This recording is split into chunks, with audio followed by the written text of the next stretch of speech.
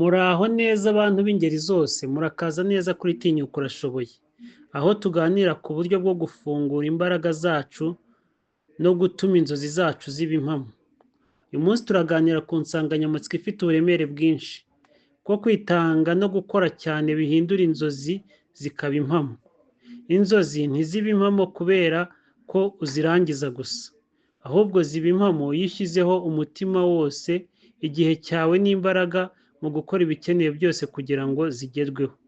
Twese dufite inzozi, ariko ikibazo nyamukuru ni iki: ese uritanga bihagije?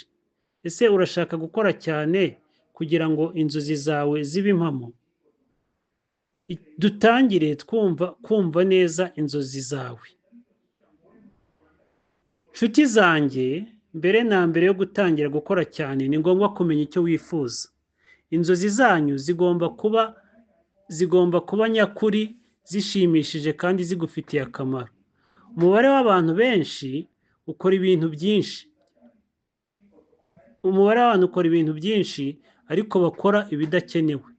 Bakora gusa ibyo abandi bababwiye cyangwa ibyo batekereje ko ari ingenzi. Ibi bituma batagera ku nzozi zabo, ahubwo bakagenda bacikanwa n'ubuzima.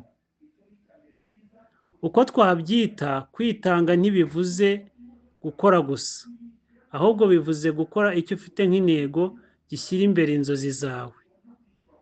Urugero, abantu bafite inzozi zo kuba abacuruzi b'intangarugero, ariko bakamara imyaka myinshi bakora akazi kadasobanutse, badashyira imbaraga mu kwiga no gukora ku mushinga wabo, bazasanga inzozi zabo ari inzozi gusa.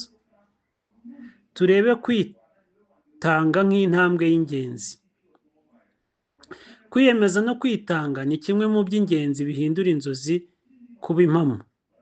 Iyo wiyemeje gukora ibyo abandi batumva cyangwa batifuza gukora, uba uri imbere. Ibintu byo kwitanga birimo guhitamo gukora ibintu bitoroshye. Ibi bivuze guhitamo gukora akazi katoroshye, kwiga bishya, cyangwa gukora amasaha y'inyongera. Bivuze kwirinda gutinda. Abantu benshi barategereza bavuga ngo nzabikora ejo. Ariko kwitanga bivuze kugira gahunda, ugatangira ubu kandi uko bikwiye. Bivuze kandi kureka ibidahambaye. Ni ingenzi kurekura ibidafite akamaro kugira ngo uhindure umwanya wawe ku byo wifuza kugeraho. Urugero, umunyeshuri wiga cyane agaharanira gutsinda ibizamini n'ibikorwa by'ishuri, nubwo abandi baruhuka azabona umusaruro.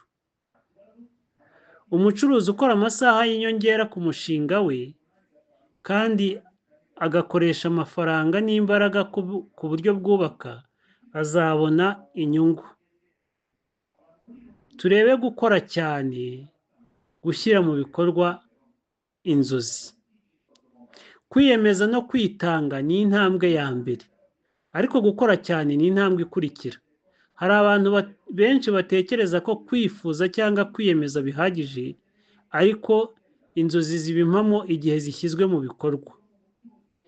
Icyo gukora cyane bisobanura ni ugushyira igihe cyinshi mu byo wifuza kugeraho, ni ukumenya neza ingamba zawe, ni ukutivanga mu bintu bidafite akamaro, ni ukunyurwa n'intambwe ntoya ariko ukagenda utera imbere buri munsi. Urugero, umwanditsi wifuza kugira ibitabo byamamara ntabwo ahagarara ku nzozi gusa, ashyiraho gahunda yo kwandika buri munsi. Umukinnyi wifuza kuba mwiza ntiyizera impano ye gusa, akora imyitozo ikomeye buri munsi. Nshuti zanjye, kwitanga no gukora cyane bihurira ku kintu kimwe: kugira disipurine. Nta muntu ugira inzozi ngo ze zibe impamo adafite disipurine. Disipurine ni nk'urufunguzo rwa buri munsi. Turebe impamvu inzozi zidahinduka impamo. Benshi baribaza bati, narose byinshi ariko sinigeze mbigeraho. Ni iki kibitera? Dore impamvu nyamukuru: kudashyira mu bikorwa inzozi. kwibanda ku nzozi gusa ntibihagije. Kutagira gahunda. Igihe n'amasaha utabishyize ku murongo, ibikorwa byawe birangirira aho ngaho. Kutemera kwitanga. Inzozi zisaba guhindura imibereho, gukora ibidashimisha, guha igihe kinini ibikorwa bifite akamaro. Ingero, umuntu wifuza kuba umuganga ariko akibanda ku myidagaduro gusa, ntabwo azagera ku nzozi ze. Umuntu wifuza kuba umukire ariko akibanda ku kubaho mu buryo bworoshye, ntabwo azagera ku ntego. Icyo twavuga ni uko kwitanga no gukora cyane bitandukanye n'ibyiyumviro gusa.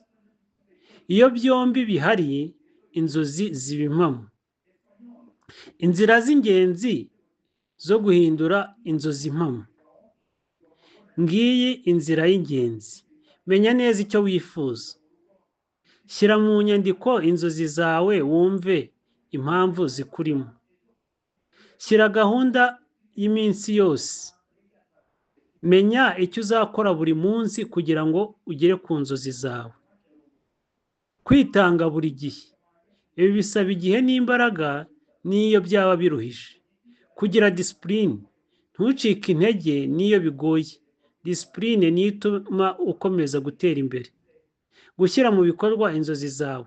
Ntuzigere utekereza ko inzozi zawe zizagera ku muntu utazishyira mu bikorwa. Urugero nyarwo mu buzima, Thomas Edison yashatse guhanga itara ry'amashanyarazi. Yarakoze cyane, akora inshuro zirenga 1000 bitarakunda, ariko ntiyacitse intege. Iyo myitwarire niyo yatumye agera ku ntsinzi. Oprah Winfrey yatangiye akiri umukobwa w'umukene, ariko kwitanga no gukora cyane byamugejeje ku nzozi ze. Inama z'ingenzi zo kwitanga no gukora cyane. Itegure gukora cyane. Umubiri n'umutima wawe bigomba kumenyera gukora cyane buri munsi. Shaka abantu bagushyigikira. Abantu bafite disipurine n'intego zinyuranye bazagufasha gukomera ku nzozi zawe. Komeza kwiga no guhanga udushya. Ntukagere aho utekereza ko uzi byose. Kwiga no gukora ni bimwe mu byongera amahirwe yo kugera ku nzozi. Kwihangana. Inzozi ntizaba impamo mu ijoro rimwe. Bisaba igihe, kwihangana no kudacika intege. Nshuti zanjye, kwitanga no gukora cyane ni ibintu umuntu akwiye gushyira imbere. Iyo ubyitayeho n'imbaraga zawe, igihe cyawe n'umutima wawe bihurira ku nzozi zawe. Izo nzozi ntizizaguma mu nzozi gusa, ahubwo zizaba impamo. Dusoza, nk'uko twabivuze uyu munsi, kwitanga no gukora cyane bihindura inzozi zikaba impamo. Si ibanga ryo mu bwihisho, ni ukwiyemeza, disipurine, kwihangana no gushyira mu bikorwa ibyo wiyemeje. Nshuti zanjye, igihe kirageze ngo tubyaze umusaruro inzozi zacu. Tugire umutima wo kwitanga, dukore cyane kandi ntiducike intege. Ndabashimira kuba mwari kumwe nanjye, Leopold Ushizimpumu, kuri Tinyuka Urashoboye, inyura kuri Daniz TV. Ntuzibagirwe inzozi zawe zitegereje ibikorwa byawe. Ntucike intege. Ukomeze utere imbere kandi wibuke ko ushoboye cyane kurusha uko utekereza.